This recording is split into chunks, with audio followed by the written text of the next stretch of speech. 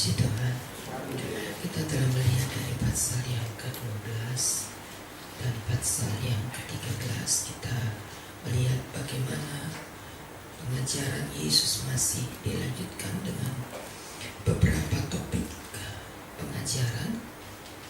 Dan kita melihat di dalam pasal yang ke-13 berbicara tentang akhir zaman. Ayat yang pertama, ketika Yesus keluar dari bait Allah, seorang murid berkata kepadanya, "Guru, lihatlah betapa kokohnya batu-batu itu dan betapa megahnya gunung-gunung itu." Lalu Yesus berkata kepadanya, "Kau lihat gedung-gedung yang sehebat itu? Tidak satu batu pun akan dibiarkan terletak di atas batu yang lain. Semuanya akan diruntuhkan." Pandangan pertama dari murid-murid tentang akhir zaman adalah tentang kemegahan gedung-gedung itu, tentang kemegahan batu-batu, tentang kemegahan Bait Salomo yang dikenal sebagai bangunan ajaib karena satu-satunya di atas muka bumi yang dibangun dengan memakai bahan 100% emas tulen. Seluruh bangunan dibangun dengan emas yang murni sampai ke lapisan atas, sampai ke lapisan dinding, dan seluruh bangunan itu adalah emas murni. Lalu Yesus berkata, "Kau lihat gedung yang sehebat itu? Tidak ada satu batu akan dibiarkan terletak di atas batu yang lain." Tidak salah bila di dalam kitab Mazmur disebutkan tentang apa yang dikatakan tentang bangunan. Pasal 102 ayat yang ke-14.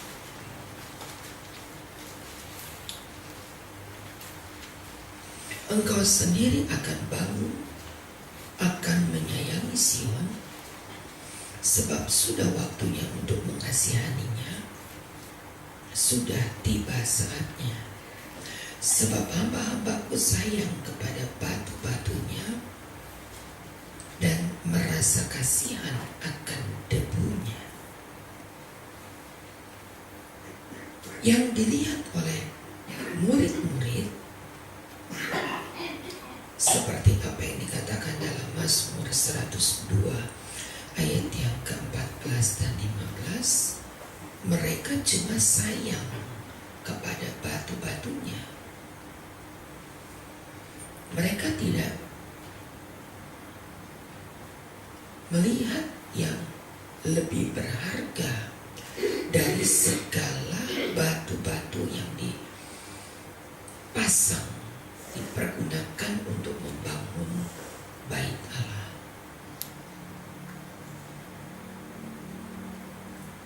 Gedung-gedung yang hebat itu pandangan orang, betapa kokohnya batu-batu itu dan betapa megahnya gedung-gedung itu. Dibandingkan dengan Yohanes pasal Lukas pasal 17, Lukas pasal 17 ayat yang ke-20 berkata, atas pertanyaan orang-orang Farisi, apabila kerajaan Allah telah datang, Yesus menjawab katanya, kerajaan Allah datang tanpa tanda-tanda lahiriah. Kerajaan Allah tidak datang dengan apa yang dilihat. Kerajaan Allah tidak diberi tanda dengan apa yang megah, apa yang kokoh, apa yang megah. Lalu orang berkata, itu kerajaan Allah. Yang disebut kerajaan Allah bukan apa yang dilihat mata, apa yang istimewa dalam pandangan mata. Gedung-gedung yang hebat itu tidak ada satu batu pun akan dibiarkan terletak di atas batu yang lain. Kalau pandangan kita hanya tertuju kepada batu-batu, kepada gedung yang megah, kepada kokohnya bangunan, Yesus berkata bahwa bait Allah itu akan diruntuhkan.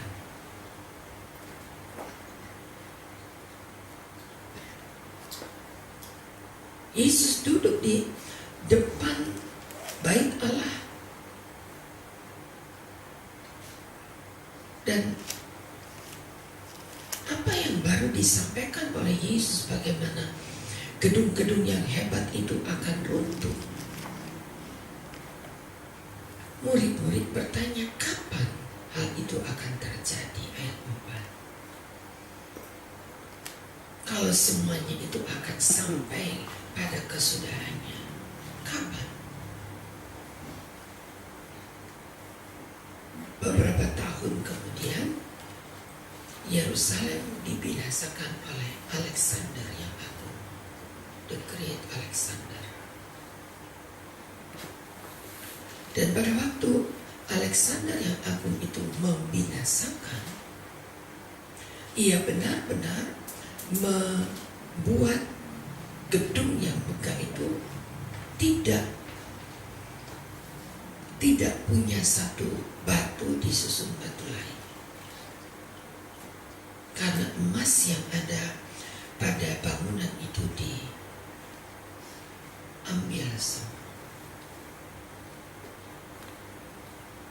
Kemegahan Yerusalem yang tidak tertandingkan itu roboh. Kalau cuma itu yang menjadi fokus penglihatan kita, fokus harapan kita, menjadi satu kemegahan. Bait Allah tidak ditandai dengan kemegahan-kemegahan seperti itu. Hari ini orang membangun gereja ingin lebih,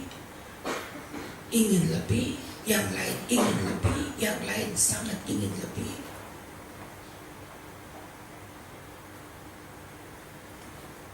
Hingga terkesan orang membangun kesombongannya, bukan bait Allahnya, tapi yang dibangun adalah kesombongannya.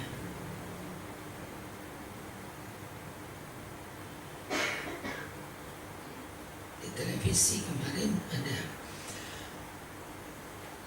masjid terbesar di dunia yang dapat menampung 43.000 jemaat. Di Kairo, orang mempunyai sebuah masjid yang luar biasa karena dibangun dengan batu pualam seluruhnya, dengan luar biasa, disebut dengan Masjid 1000 Pilar. Di sekeliling masjid itu dibangunkan kolam-kolam, dan orang berjalan dengan koridor yang panjang sekali, dan memang sangat megah. Karena Raja Arab membangun masjid itu dengan seluruh kekayaan.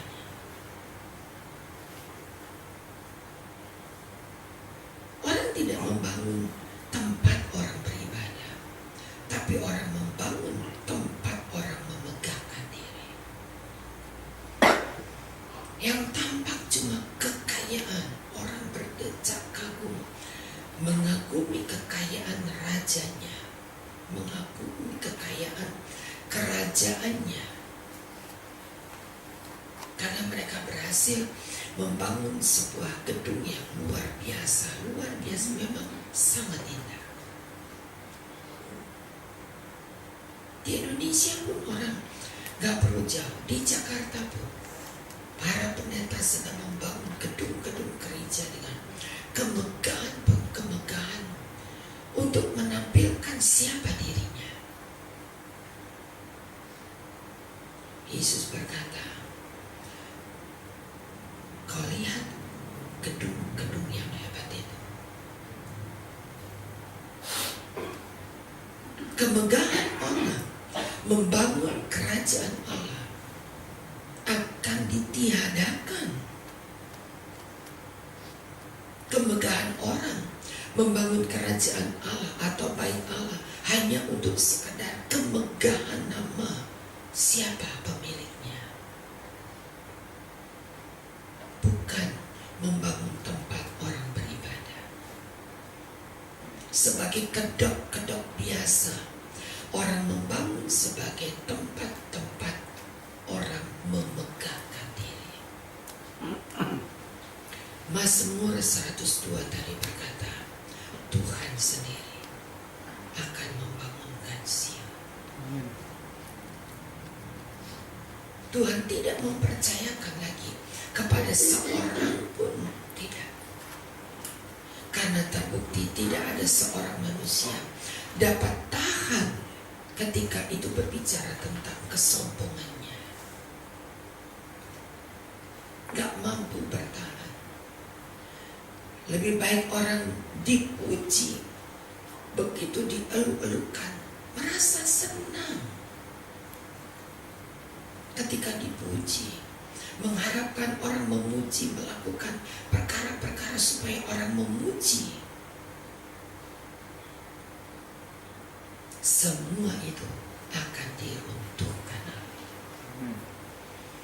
Kalau tidak, biarkan orang bermegah diri. Oh, dia baik, oh dia sangat baik, waduh dia luar biasa. Orang-orang yang seperti itu akan diruntuhkan.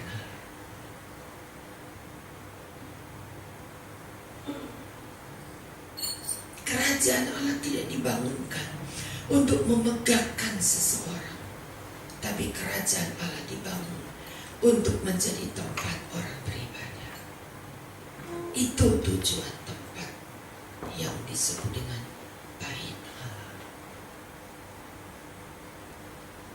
Itu adalah tujuan dibangunnya sebuah bait Allah.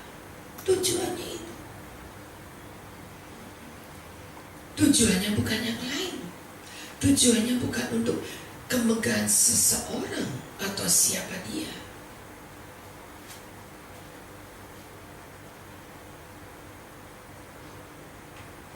Kalau orang memuji GSG 2, saya selalu katakan, ini cuma barang pinjaman yang dipercayakan Allah untuk menjadi tempat orang beribadah. Bukan milik. Bukan bangga sebab memiliki GSG 2, tidak. Tapi menjadi tempat orang beribadah. Kita tidak pantas menepuk dada dan menganggap sesuatu yang megah itu adalah milik saya. Yang dipentingkan bukan bangunannya. Allah tidak pernah memuji bangunan. Allah memuji orang yang beribadah. Wahyu pasal 11, yang diukur bukan bangunannya, tapi yang diukur adalah orang yang beribadah di dalamnya. Mezbah, tempat orang memberikan persembahan. bangunan itu terakhir dihitung, tidak menjadi utama. Di akhir zaman orang cuma pandang ini, pandang batu-batunya, pandang betapa kokohnya. Tidak menyalahkan kalau saudara suka batu-batuan. Tidak. Tapi sayang, bukan itu pandangan Allah. Tidak menyalahkan. 10 jari saudara mau kasih 10 boleh. Kalau perlu bisa 20 batu saudara pakai di jari tangan kanan kiri boleh. Kalau perlu jari kaki dikasih sekalian. Tapi sayang, bukan itu yang dilihat Allah. Bukan itu. Tidak ada satu batu pun.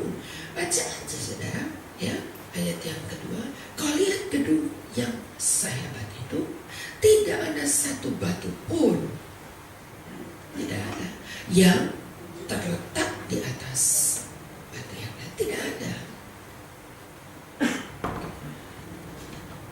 Hamba-hambaku, kata di dalam Mazmur, menyayangkan jenuh batu-batunya. Tapi aku yang akan membangunkan Sion. Yang dibangun Allah bukan batu-batu, tapi orang yang di dalam. Milikilah pandangan seperti apa yang Allah pandang. Milikilah pandangan seperti yang Yesus pandang. Bilakah terjadi semua ini? Lalu diceritakan, waspadalah dan seterusnya. Yang disebut dengan akhir zaman, memang itulah tanda-tandanya. Tapi membuat batu-batu itu menjadi istimewa, enggak, kata Tuhan, enggak. Enggak ada yang istimewa.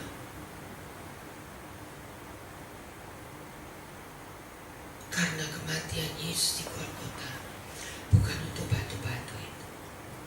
Kematian Yesus di Golgota untuk saudara dan saya. Milikilah pandangan seperti apa yang Yesus pandang. Maka kita akan disebut orang yang berbahagia. Karena pandangan kita sama. Pembicaraannya akan nyambung. Hari-hari akan datang dan sebagainya. Sampai di seluruh Fatsal 13 ayat yang ke-23. Hati-hati, aku terlebih dahulu sudah mengatakan semua ini kepada kamu. Kita tahu lebih dulu dari orang lain yang baru tahu sekarang. Tapi dikatakan hati-hati, aku sudah lebih dahulu mengatakan semua ini kepada kamu. Hati-hati untuk pandangan yang salah. Paulus berkata, kalau dahulu aku melihat seperti itu, sekarang tidak. Karena Paulus sudah lebih dewasa rohani. Kalau dulu dia berkata, itulah yang menjadi arahanku.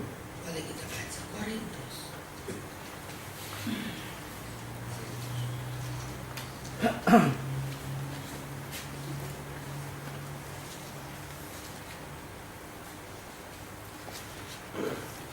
Dua Korintus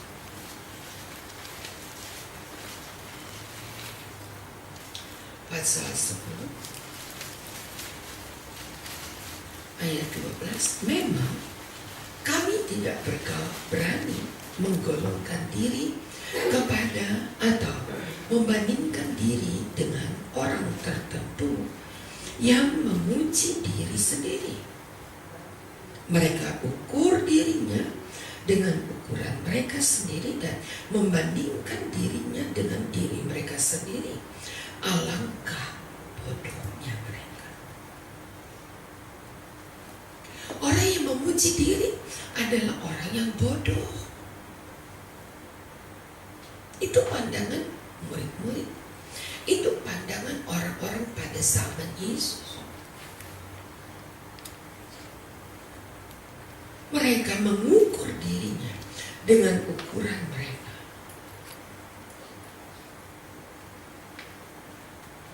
Alangkah bodohnya.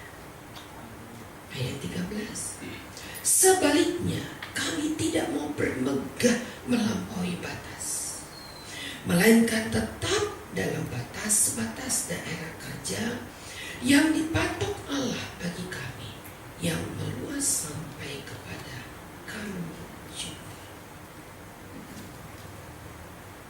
Paulus semakin dewasa, hingga dalam Filipi dia berkata, yang dahulu menjadi untung bagiku, sekarang aku anggap seperti sampah. Kalimat ini lalu diambil oleh Ahok. Hidup itu adalah pengabdian dan mati adalah keuntungan. Ketika ditantang oleh MUI, ketika ditantang oleh Front Pembela Islam, Ahok tidak gentar untuk mati sekalipun. Itu adalah ucapan yang dikatakan Paulus. Apa yang jadi pandangan kita? Gedung gerejanya, acaranya, hebat altarnya, panggungnya, alat-alatnya,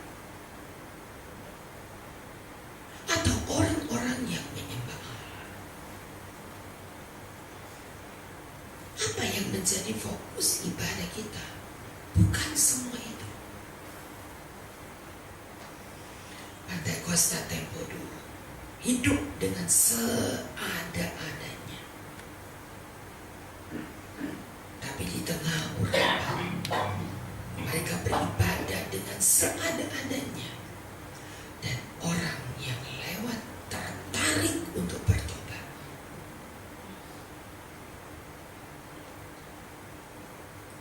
Banyak yang mengupayakan buat gereja begini, buat gereja begini, lalu ada ini, ada ini, ada ini, ada ini, ada ini, untuk membuat orang tertarik.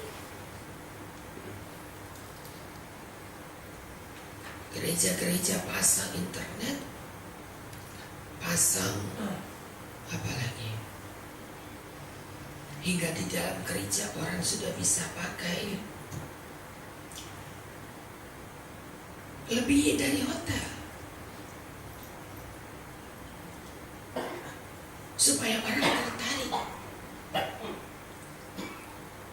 Salah tujuan, salah penilaian tentang apa yang disebut akhir zaman, salah. Kita hanya beribadah untuk menyembah Allah, titik, tidak yang lain. Masih ada pertanyaan-pertanyaan? Boleh nggak Ibu Gembala kalau bikin arisan? Tidak. Gereja bukan tempat arisan. Dari gereja semua, waktu kami masih ada di garasi, hal itu sudah pernah dipertanyakan. Waktu kami masih belum lebih dari 60 orang, sudah ada pertanyaan yang sama. Boleh nggak kalau kami buat arisan? Tegas saya segera berkata tidak. Tapi itu kan baik untuk mengikat. Oh, mengikat bukan pakai cara arisan. Allah bisa ikat dengan firman-Nya, bukan dengan arisan. Kalau gereja sudah berbau uang, maka sudah tidak murni lagi. Itu akan dihancurkan, dirobohkan. Bangunan-bangunan seperti itu akan dirobohkan. Mau bikin arisan di luar, silakan bikin arisan di luar. Tapi kalau antar keluarga juga boleh, itu silakan. Tapi jangan ibadah dicampur dengan arisan. Mau mempererat lah istilahnya, tujuannya supaya ada kesatuan. Nah.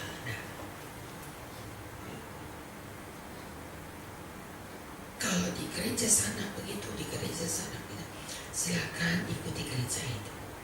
Tapi di sini tidak.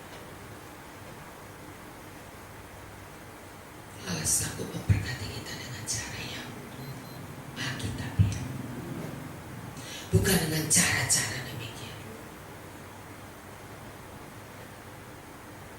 Batu tidak akan disusun di atas batu lain, akan dirobohkan oleh Allah. Kalau masih itu yang kita kejar, ya salah pandang kita. Biar itu menjadi satu perhatian kita. Untuk kedatangan yang kedua kali, cukup banyak tanda diberikan, terutama tentang perumpamaan pohon ara. Apabila rantingnya melebut, ayat 28, dan mulai bertunas, kamu tahu bahwa musim panas sudah dekat.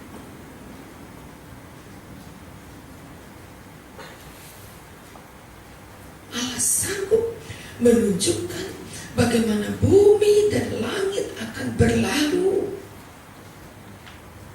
Yang kita bangun dengan megah, yang kita buat dengan luar biasa.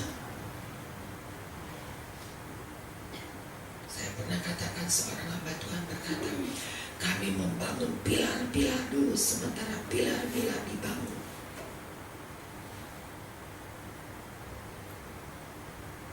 Gedung gereja kami dibuat dengan berapa pilar? Dia bilang 8 atau berapa pilar. Dan satu pilar itu harganya 20 miliar. Silakan aja. Satu pilar. Saya masih ingat ketika jalan tol itu, tol Ancol ya, Priok itu dibangun. Pemerintah katakan satu pilar yang di tengah antara pilar dengan pilar itu dibangun dengan 20 juta. Ini gak mau kalah pendeta. Pilarnya dibangun dengan 20 miliar. Saya anggukan kepala aja. GBDI saudara.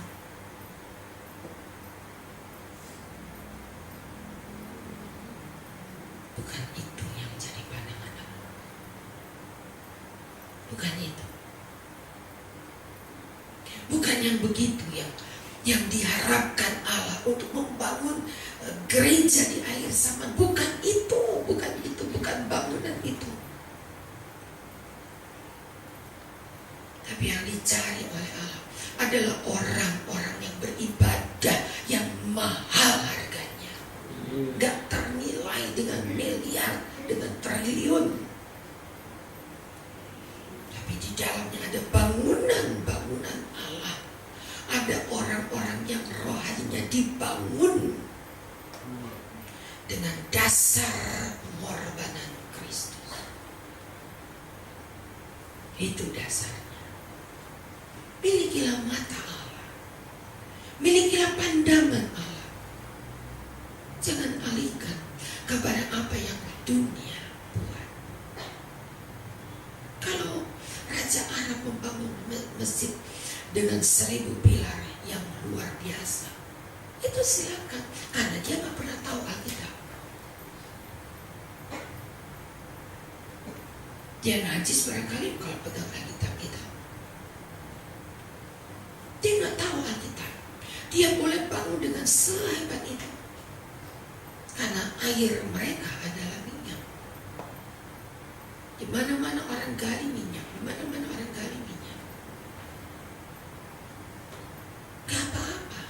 Mereka punya kekayaan yang sebesar itu dan membangun masjid dengan 43.000 jemaat dapat beribadah. Merupakan satu kebanggaan baginya. Silakan. Karena dia nggak tahu firman. Kita yang tahu firman. Apa yang jadi pandangan Yesus kiranya menjadi pandangan kita. Taruhlah di dalam diri pikiran dan perasaan yang ada di dalam Kristus. Filipi 2 ayat 5. Itu yang menjadi sasaran kita. Jadi apa yang Yesus pandang, biar itu yang jadi pandangan kita. Besok